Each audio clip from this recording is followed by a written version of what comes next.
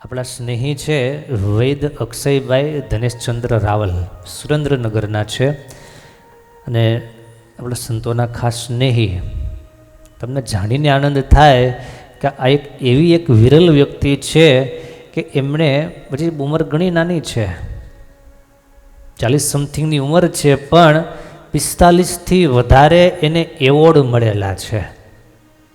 આમ Guinness book વગેરે બધું આપણે જે કહેતા હોઈએ એવા સારા સારા એવોર્ડ. થોડા સમયમાં એક ભારત રત્ન જેવું પણ એવોર્ડ એમને મળનારો છે. બહુ સરસ એમને લેખ લખ્યો. આપણને એમ થાય કે નાની નાની બાબતમાં કેટલી તાકાત હોય છે, જરા સાંભળવા જેવી વાત.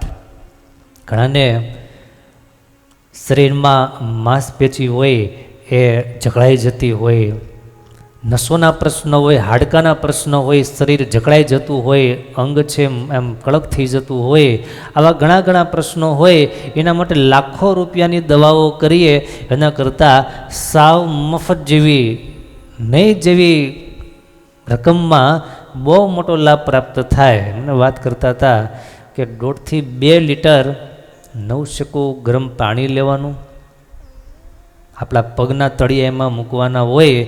એટલા માટે પગના તળિયામાં 272 અલગ અલગ પોઈન્ટ છે. કેટલા? 272 પ્રેશર પોઈન્ટ છે અને એ બધાની એક કસરત છે. આ તો એ પાણીમાં પગ રહી શકે એટલું ગરમ પાણી રાખ, સહન થાય એટલું ગરમ પાણી રાખવું અને એમાં એક લીંબુ નીચવી દેવાનું, કપૂરની 2-3 ગોળીનો પાવડર કરી અને પાણીમાં મિક્સ કરી દેવાનું, હલાવી નાખવાનું અને એ પાણીમાં 10-12 મિનિટ સુધી પગને બોળી રાખવાના.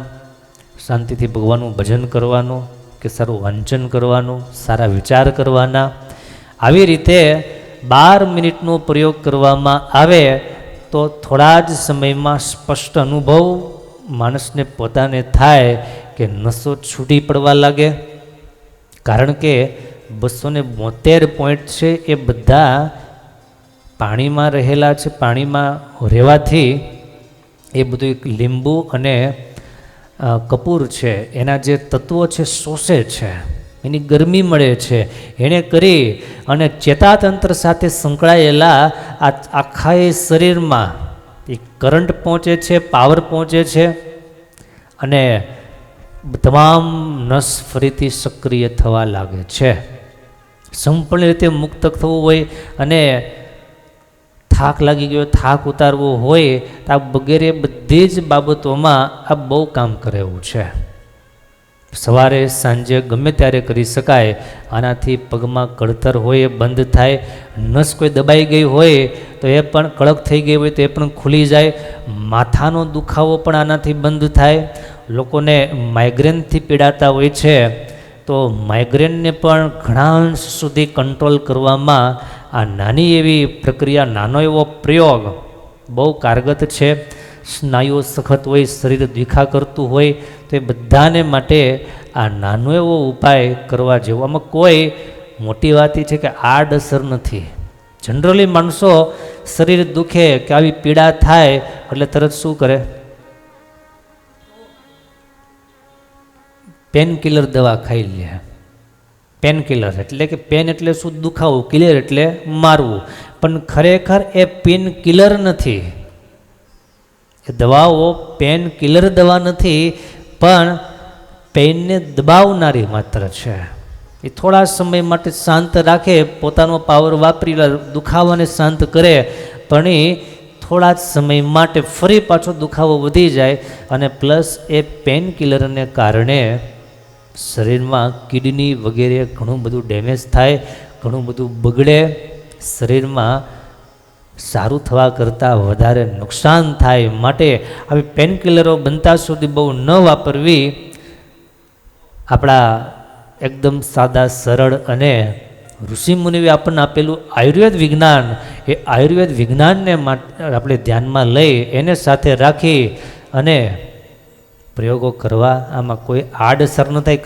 કદાચ તમારી સ્થિતિ, તમારો દુખાવો કે તમારી શરીરની રચના અલગ પ્રકારની હોય, કદાચ ફાયદો બહુ ન થાય પણ નુકસાન તો તલભાર થાય નહીં. આ વાત પાકી છે. માટે દિવસમાં એકવાર આ ઉપાય ખાસ કરવો. શરીરમાં કળતર હોય, ઘૂંટણનો જૂનો દુખાવો હોય, કમર, ગરદન, કરોડરજ્જુમાં નસ દબાઈ હોય, સખત હોય, એ બધો જ સંપૂર્ણપણે સાજું થઈ જાય.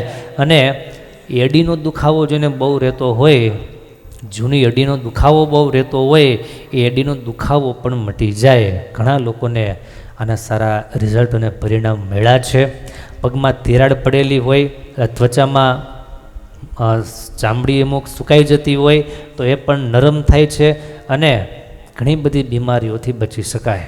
આવી સરસ વાત આપણે અક્ષયભાઈ રાવલે કરી અને ખાસ મને કીધેલું કે કોઈ પણ આપણા હરિભક્તો હોય, સત્સંગ સાંભળતા હોય અને એમને કાંઈ પણ બીમારી, તકલીફ, મુશ્કેલી, શારીરિક સમસ્યા હોય તો ફોન માત્ર કરશે. ફોને કરી અને આખી એની હિસ્ટ્રી વગેરે જાણી અને એને એકદમ ફ્રી ઓફ કોસ્ટ, નિઃશુલ્ક, કોઈ પ્રકારનો ચાર્જ લીધા વગર આપણે આયુર્વેદની સેવા કરવી છે અને આયુર્વેદ દ્વારા માણસની સેવા કરવી છે. તો એક માનવ સેવાના ભાગરૂપે આપણા હરિભગત અક્ષયભાઈ રાવલ અને મોબાઈલ નંબર વગેરે બધું આપણે આપી દઈશું. તો સંપર્ક કરી અને એનું માર્ગદર્શન આપ લઈ શકો છો. સારા આયુર્વેદાચાર્ય છે, આયુર્વેદમાં બહુ ઊંડા ઉતરેલા છે અને બધી જ જે એમની જે ડિગ્રીઓ છે અને એવોર્ડ વગેરે બધું છે, બધું જ આયુર્વેદ ઉપર જ એમણે મેળવેલું છે.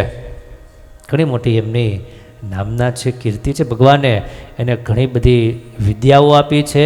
એથી વિશેષ વિનમ્રતા અને સારો સરળ સહજ સ્વભાવ. તમે ગમે ત્યારે એમને ફોન કરો, અનુકૂળતાએ એ વાત કરી લેશે અને સચોટ માર્ગદર્શન અવશ્ય આપશે. તો આટલી એક વાત ખાસ મારે કહેવી હતી કે નાની નાની વાત